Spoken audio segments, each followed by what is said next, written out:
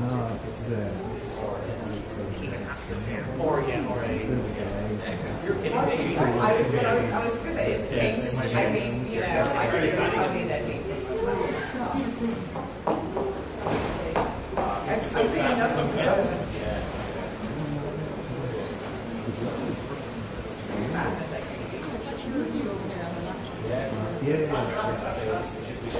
Good morning, everyone.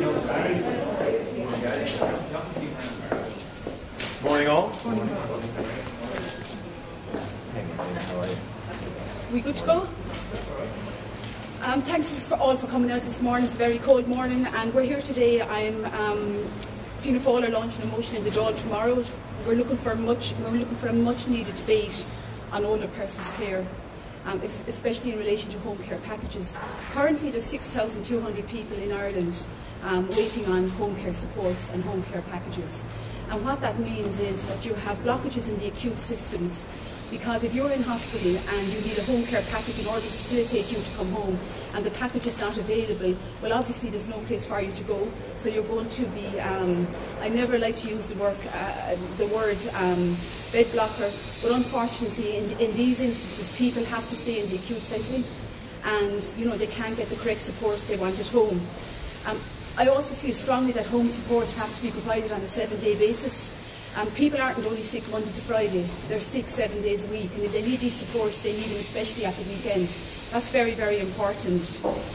I'd also like to see a more timely processing of carers' allowance, because at the moment it can take up to 20 weeks if somebody applies for carers, and that is hugely beneficial as well. And the other thing I would like to say, currently at the moment home care supports and home care packages are provided like a postcode lottery. For example, there's just up to 700 people waiting in Galway for these packages, whereas in my own constituency of Waterford there's 97 people. You know, so it depends very much on where you're living in the country, how you can access these supports in a timely manner. How important is all this, particularly if you start to be cold by this morning, but going into the winter time? It's extremely important. Like, we're facing into, you know, as you said, we're facing into a winter of discontent in relation to health. There's no doubt about it. We have constant figures of people on trolleys, in excess of 500 people on trolleys now nearly every day. We have a situation where earlier on in the year, the amount of people aged over 75 that are left lying on trolleys for in excess of 24 hours, you know, it's actually scandalous in this day and age that people can't access the care and supports they need. Currently the government spends 411 million on home care supports, but that's 3 times cheaper than if you were in a nursing home or if you were in a hospital. And people deserve the dignity, and people deserve the support of wraparound care at home. So it's hugely important. You know, we're facing forward now with the winter vomiting bug coming. The government have clearly no plan in place to deal with the winter surge, and I think these figures are going to rise. Last year there was 5,500 people waiting for supports. Now we're at 6,200 in the space of 12 months. So I shudder to think what it will be next year. You're calling for extra investment now, but I suppose the cynical point out that the budget was only a month ago, and if there wasn't a commitment for the extra investment that you're looking for then, you're very unlikely to get it now. So is this something that your party raised a month ago? We absolutely did raise it a month ago, because it's very, very important that we do have this continued support. Because, as I say, I'll go back to the point again, we're spending 411 million on home care supports and home care packages, but it makes actually financial sense, because it's 3 times cheaper to have somebody at home with the correct supports. But these supports cannot stop on a Friday afternoon. They have to be there on a Saturday and Sunday as well. And that's why it's so important that we would have HSE workers especially working on a 7-day rotation. It mightn't be a popular choice, but it'll have to happen. People don't stop getting sick on a Friday evening. I've had situations in my own constituency where people are put to bed on a Friday evening and they need 2 people morning, lunch and evening time to take them out of bed if they're being hoisted out of bed. And in some cases, people are left in bed from a Friday evening until a Monday morning. That cannot happen. You know, they need 2 people 3 times a day. It's expensive, but people are entitled to this care at home. So the report of the latest discharge this week, and we talked about the doctors, Yeah. we need to bring you back to make it more accessible for families. Well, currently, Fair Deal does need to be revamped, there's no doubt about it, because first going down, you need timely access to Fair Deal. And when people have an older person in an acute hospital setting and they're told to apply for Fair Deal, they absolutely panic. It's a huge document. You know, you have to go and get your house valued. If you're a farmer, it's way more difficult. People are afraid that the farm will be taken off them, and we need more timely access to this for them. People are actually nervous of Fair Deal. In relation to, we learned earlier this year that there was 135,000 bed days lost in hospital due to delayed discharges. So if you were to add up, you know, the delayed discharges, if you were to add up the people waiting for home care packages, how do you solve some of the problems at A&E? You tackle the problems at the other end first, and that's why I think it's a very, very timely discussion. You know, we're living longer. By 2030 there will be 1 million people aged over 65 in this country. We're all only heading in the one direction, and everybody would like to think when they retire they can live at home safely and securely. That's right. Just asking on a different subject, and I put this to Stephen because you were quite vocal around the introduction of water charges. We see reports today that there is now going to be a referendum that we put to Cabinet today about public ownership of the water network. Is the ship kind of sailed on that, or is it still something that ought to be pursued at this stage? I was puzzled by that. I mean, as Mary has said, we're coming into a winter where the government appears to have lost control of the healthcare system. We have hundreds and hundreds of people on trolleys. We have people who want to be discharged into the community, back into their home, who can't be because people are afraid of them not having the care they need. We have doctors and nurses working in conditions in emergency medicine that would verge on violation of their human rights. We have a homelessness, affordable housing crisis. The government doesn't appear to be focusing on what matters. So we've just had a referendum, for example, on blasphemy. It seems that there are more important things going on. They're now talking about a referendum on the public ownership of the water infrastructure, which is a good thing. But you'd have to ask yourself, are they doing it because they think it might be popular? Are they doing it because they think it's the most pressing thing ahead of us? I think it's odd. What I would like to see, and what Fianna Fáil would like to see from this government, is a focus on the healthcare system, is a focus on the winter crisis, is a focus on homelessness, is a focus on affordable housing.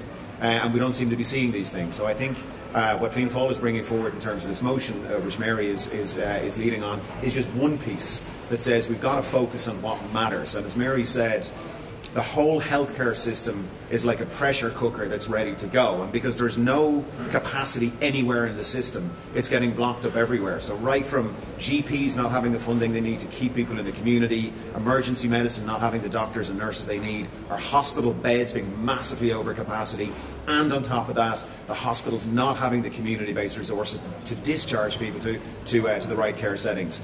Should we have public ownership of the water system? Absolutely we should. Should we secure it by referendum? Yes, I believe so. I don't know what the party position is, but it's something I advocated for strongly. Is that the most pressing thing facing the nation right now? No. Right now it's homelessness and health, and that's what the government should be focusing on. I actually sat on that water committee for a lot of months downstairs, and the general consensus across the board was, you know, that the water network should be retained in public ownership. There was no ambiguity about that. No one disputed it. So I do think at the moment we have more important things to worry about. Let the referendum come if it wants to, when there's another election. But I really believe today we should be dealing with a lot more pressing items. What do you make of the Fine Gael ordeal the weekend? A lot of it about yourselves and about where we go in confidence supply. They're not afraid of an election, or any of you? No one can be afraid of an election. You'd be a very peculiar person if you spent your day job in Leinster House and you were afraid of elections. We do have to ask the question, though, what is the government afraid of? What Fianna Fáil is doing, we made a commitment to the Irish people that we would see through 3 budgets. That was the right thing to do. It was not an easy thing to do. We're doing it. At the end of that agreement, both sides agreed that there would be a review. We are pursuing a detailed review. We are pursuing an evidence-based review. And it would appear that the more detailed we look for, the more spooked the government is getting. So certainly, is Fianna Fáil afraid of an election? No. We're not actively looking for an election, but of course we're not. The question I would ask is, what is the Taoiseach afraid of? Why are they getting nervous when Fianna Fáil asks for more detail on what is going on in health and what is going on in housing? Because they're the questions that need to be asked. Do you know, actually, sorry, Martina, I just want to answer that. I think the only person who really needed to be worried after the weekend was Marty Whelan, because I think they were trying to take his job and spin the wheel. On a serious note, but 3 or 4 weeks in, and we're not getting what they're saying to the deliverables or even to substantive issues. I mean, are you stalling? No, of course not. So the first week was, my understanding, the teams met to set out the terms. So my understanding is we're really only 2 weeks in. And think about what we're looking for. We're looking for detail on what is going wrong in health. We're looking for detail on what is going wrong in housing. We're looking for detail on why the broadband plan has collapsed. These are big societal issues. The detail should be there. It's not always there. I know in health there's a lot of detail that I would look for on a regular basis in terms of normal management of a healthcare system that doesn't seem to be available. So we are taking this very, very seriously. And we make no apologies. It is going to take several weeks, and it will take as long as it takes. There are very serious questions that need to be answered, and we're pursuing it based on evidence, based on policy.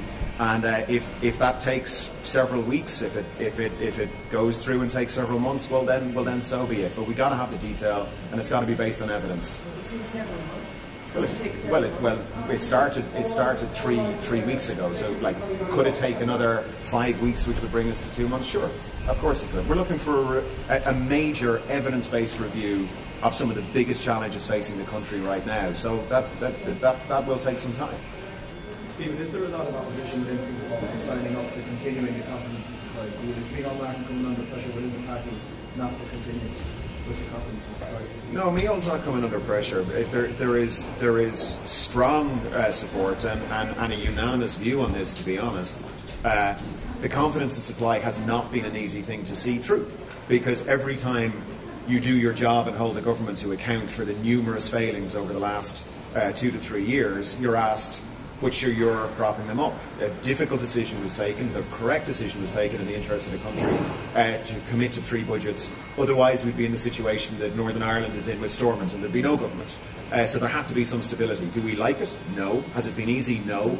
Did we think Fine Gael were going to do a good job? No. Have they done a good job? No. So now we're in the middle of a review, and I think everybody accepts that that's how it has to go. But has confidence in supply been an easy thing to do? No. The easy thing to do would be what Sinn Féin did in Stormont, and walk away and throw your hands in the air and claim the virtuous high ground. We took a pragmatic, difficult decision in the interest of the country, and we're seeing that through. Stephen, the answer to all those questions, as you answered themselves, is no. Then why would you continue? So why would we continue? Why would you even want to continue? Well, we may or we may not continue. That's something for both Fianna Fáil and Fine Gael to decide. The confidence in supply contained within it a review at the end. So what we said we'd do, and in fairness to Fine Gael too, Fianna Fáil and Fine Gael said, and I don't imagine it's all been plain sailing for Fine Gael either, Fianna Fáil and Fine Gael said they would deliver 3 budgets in the interest of the country. Say what you like about either party, that has happened. We are now into the next stage of the confidence in supply, which is a review, and we'll see where it goes. I think we also have to be cognizant of Brexit as well. You know, like at the moment, you know, things are very volatile, especially in the UK, and we have given a commitment that we didn't want an election before the end of next March because of Brexit. It's hugely important. It's one of the most major decisions that will ever happen to this country, and I do think all this election talk is very, very unhelpful, because it projects an air of instability emanating from Ireland to the UK. So, you know, I just think it's time now for a little bit of cool heads, and we try and work through this whole Brexit situation. You know, it's very, very difficult for everyone, but I do believe that all this endless talk of elections up to the end of Brexit is unhelpful. That's great, guys. Thanks, Amelia. Thank you. Just about to go to Brexit. Sorry. No, that was brilliant. I was going to go on Brexit.